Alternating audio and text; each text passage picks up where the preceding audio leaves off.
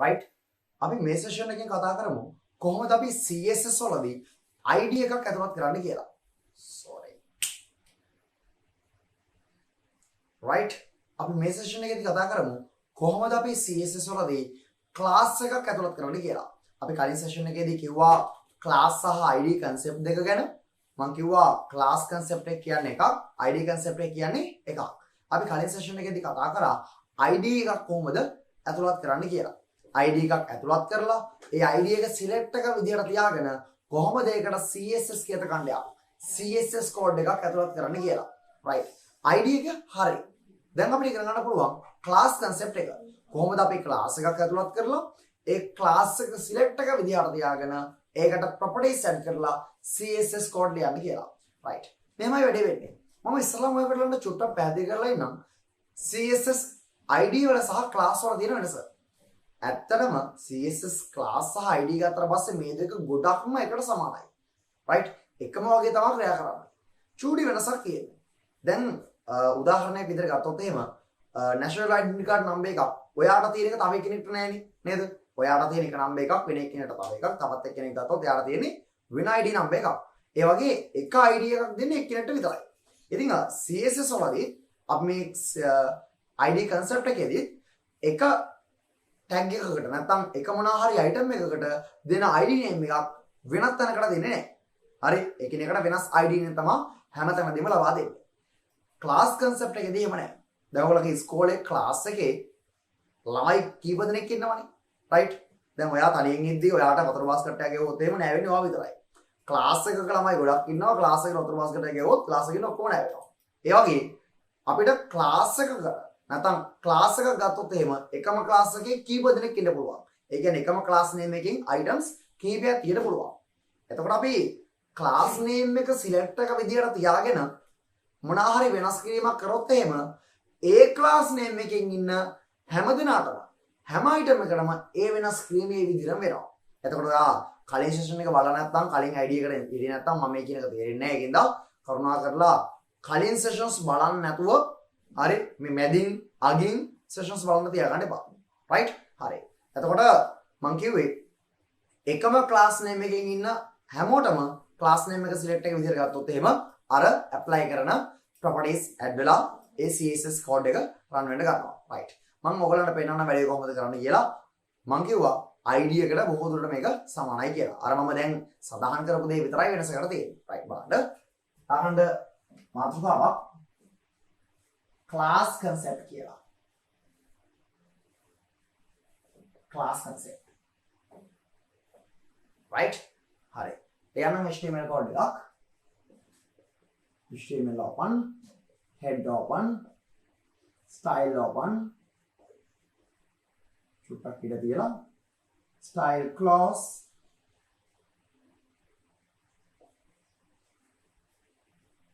head close. body open. body ඇතුළේ මම දෙනවා heading එකක්, h1 size heading එකක්. ඒකට මම දෙනවා class එකක්, class x. heading h1 class. h2 එකකට දෙනවා class එකක්. ඒ class එකත් කලින් class එකේ නමම දෙන්නවා. වෙන class name එකක් දෙන්න පුළුවන්. කවන්න නම් කලින් class name එකම දෙන්නවා. heading 2. paragraph එකක් ගන්නම්. මේ paragraph එකකට මම දෙනවා අර class name එකම. මතක තියාගන්න එකම item එකකට class එකකුයි ID එකකුයි දෙකක් දෙන්න පුළුවන් ඈ. මේ class එකට පස්සෙන් space එකක් තියලා ID name එකකුත් දෙන්න පුළුවන්. හරි. අපිට වෙනස් කිරීම add කරන්න ඕනේ කොයි විදියටද? අපිට ඕනෙම විදියකට මේක add කරන්න පුළුවන්. එරස් වෙන්නේ නැහැ. හරි. මේකට දෙන්න එකම class name එක. paragraph.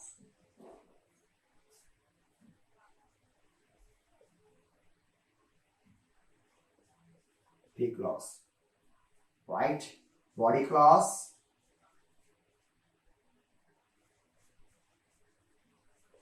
HTML class. body class HTML class. right? හරි. මම මේව කරන්නම්. අපි මෙතන class කියලා class name එක දුන්නට අර ඔයාලට මතකයි නේද අපි ID name එක දුන්නාට මෙතන ID එක ක්ලියර් ඉස්සරහට hash mark එකක් දැම්මා. ඒ වගේ class එකක් ලියද්දී class එකක් select එක විදිහට ලියද්දී ඒක class එකක් කියලා කියන්නේ class name එක ඉස්සරහින් dot එකක් දානවා. dot class name එක x dot x තමයි මේ වෙනස් කිරීම කරන්නේ. right dot x තමයි select එක. dot කියන්නේ class x hash කියන්නේ id x එහෙනම් right දැන් මේක class x ගේ මම color එක font color එක blue කරනවා. text decoration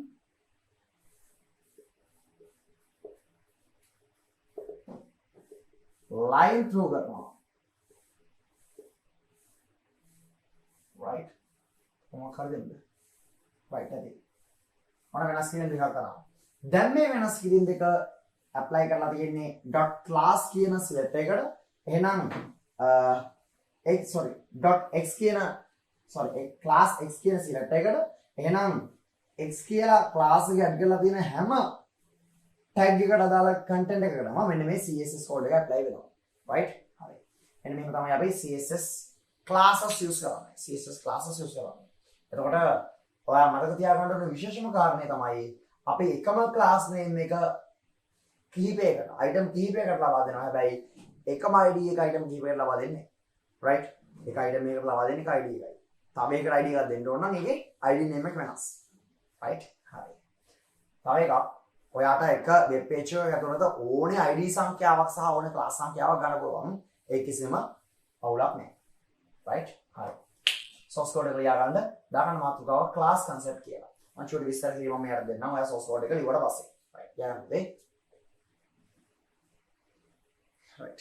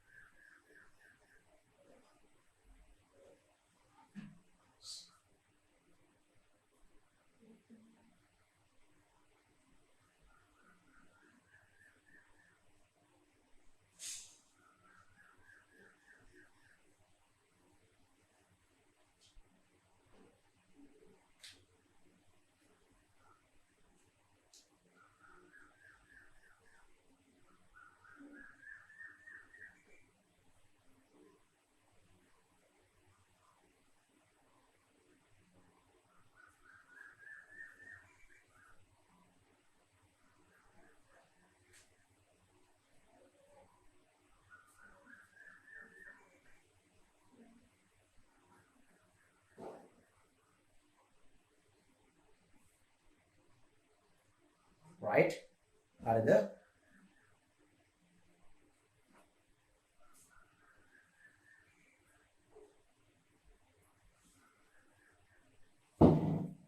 right. ලියගමු චුටි නෝට් එකක්. ලියගමු චුටි නෝට් එකක්. ක්ලාස් වලට ක්ලාස් සංකල්පයේද ID සංකල්පයටම සමාන වන නමුත් ක්ලාස් සංකල්පයේද ID සංකල්පයටම සමාන වන නමුත්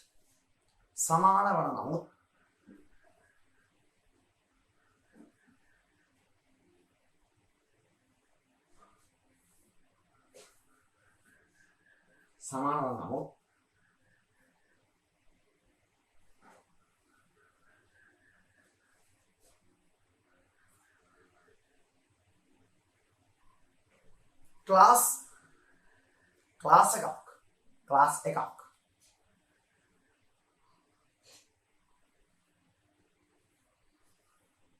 tags කිහිපයකට ඇතුළත් කළ හැකි අතර නැත්නම් ක්ලාස් එකක් item කිහිපයකට ඇතුළත් කළ හැකි අතර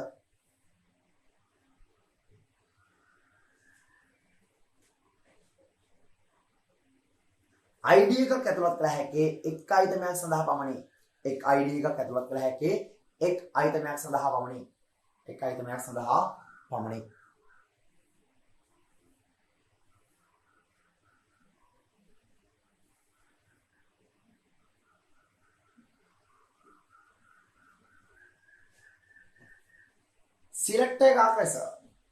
select එකක් ලෙස class එකක් select එකක් ලෙස class name එකක් ලැබීමේදී class name එකට ඉදිරියෙන්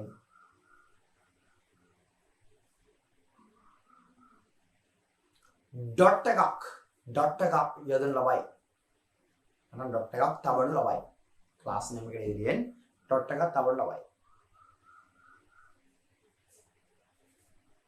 එසේ යෙදීම සිදු කරන්නේ එය class එකක් යයි නැත්නම් ඒ class name එකක් යයි හඳුනා ගැනීමටය.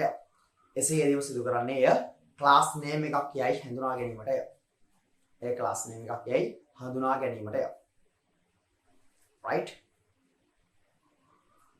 හරි.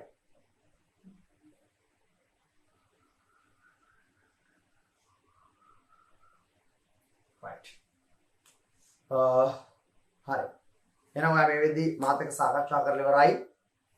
internal CSS සියල්ලම ඊට පස්සේ අපේ විශේෂයෙන් ගත කොටස තමයි ID සහ class concept එක. right. ඒ දෙකත් අපි මේ වෙද්දී සාකච්ඡා කරලා ඉවරයි. දැන් අපිට පුළුවන් inline CSS සහ external CSS සාකච්ඡා කරන්න.